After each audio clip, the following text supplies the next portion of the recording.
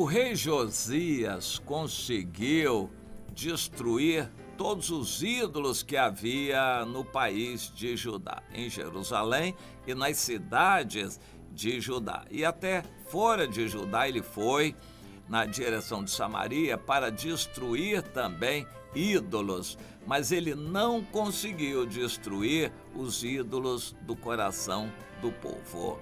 E isto motivou a palavra profética da parte de Deus condenando aquele povo. E isso aconteceu pouco tempo depois da morte do rei Josias. Aproximadamente 23 anos depois, tudo aquilo se cumpriu e a cidade foi destruída e a maior parte do povo morreu e o que sobrou foi levado para o cativeiro.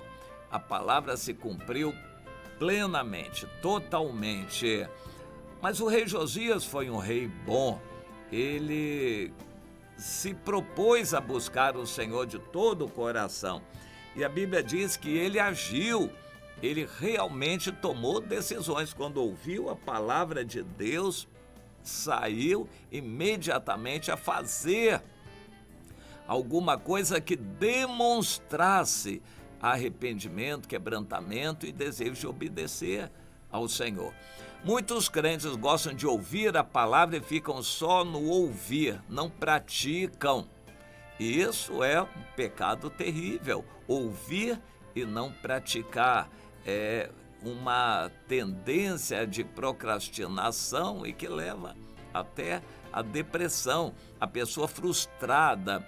Você sabia que a televisão causa um mal tremendo às crianças? Agora o celular mais ainda, porque a televisão embrutece a criança, torna nula a criatividade da criança.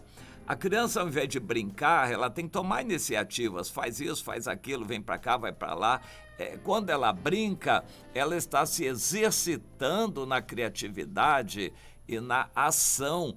Quando ela fica na frente da tela de uma televisão, ela fica totalmente passiva, ela só recebe. A televisão pensa por ela, age por ela, sente por ela e chora ou ri por ela, pela criança. A televisão como que domina a vida da criança e ela fica embrutecida. Uma criança que passa muito tempo na frente de uma televisão é uma pessoa que está se anulando para a vida adulta. Vai ser um adulto sem iniciativa, sem muita criatividade e vai ser um mau trabalhador porque ele não foi exercitado em fazer coisas.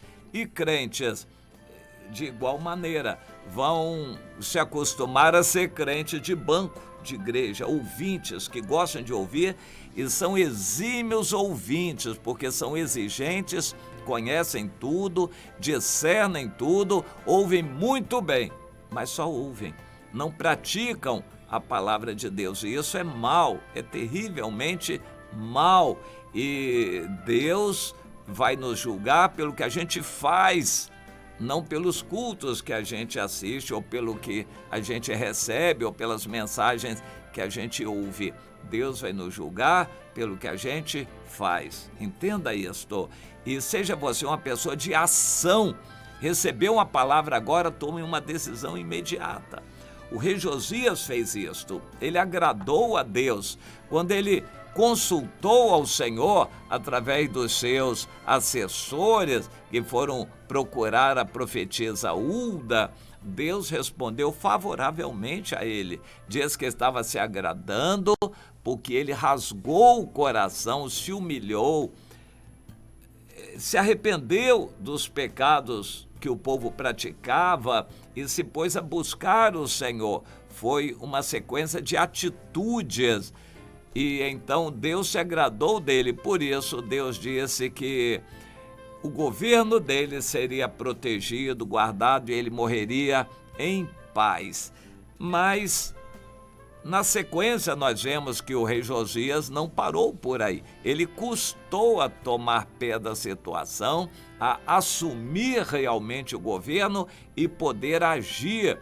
Mas quando ele conseguiu, ele agiu fortemente, foi até violento em destruir os ídolos e proibir toda a manifestação de culto a outras religiões, a outros ídolos e deuses, e ele agiu fortemente e convocou o povo para celebrar a Páscoa e as outras festas do Senhor, ou seja, ele obrigou o povo a seguir a lei do Senhor.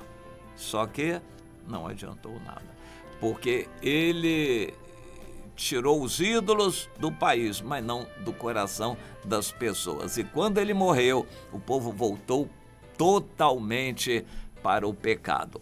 Durante o reinado do Josias, o profeta Jeremias começou a profetizar no 13º ano. Portanto, o 13º ano, Josias estava com 13 mais 8, 21.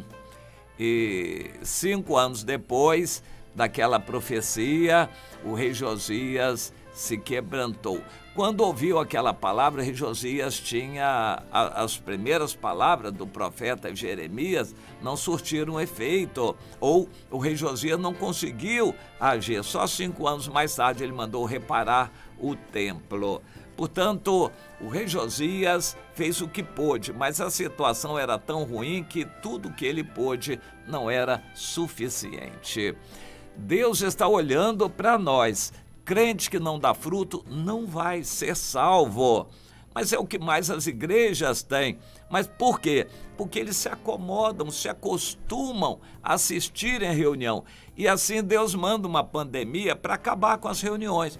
Aquele que é do Senhor, ou vai ser do Senhor, no meio da dificuldade, em casa, no trabalho, na rua, com fé e obediência, ou então ele vai se acomodar na frente da televisão, do celular, e vai se mundanizar e assumir que é morno para ser vomitado da boca do Senhor. Esses tempos presentes são de definição. Nós estamos numa época aproximadamente semelhante com aquela em que o rei Josias viveu. E os tempos são difíceis, o coração das pessoas está mundanizado, o coração dos crentes mundanizado. Pouquíssimos crentes estão dispostos a dar a vida pelo Evangelho, a ir para a cadeia por causa do Evangelho. A maioria se acomoda e aceita as imposições do mundo. É assim a época presente. E assim o Josias agiu. A palavra de Deus a respeito dele, uma espécie de crônica em 2 Reis 23, diz que antes dele não houve nenhum rei que lhe fosse semelhante, que houvesse se convertido ao Senhor de todo o coração e de toda a sua alma e de todas as suas forças, segundo a lei de Moisés. E depois dele nunca se levantou outro igual. Nada obstante, o Senhor não desistiu do furor da sua grande ira com que ardia contra Judá, por todas as provocações que Manassés o tinha irritado. Veja você aqui, Manassés aí, o avô do Josias. Pois é, o Senhor não desistiu da sua ira, apesar do quebrantamento do Josias. Então não adiantou? Claro que adiantou. Aquela oportunidade que Deus deu ao povo através de Josias foi muito importante. Foi o último avivamento, a última oportunidade de as pessoas individualmente se voltarem para Deus. E na eternidade nós vamos provavelmente conhecer alguém que naquela época tenha se arrependido verdadeiramente. A maioria do povo não, continuou no pecado.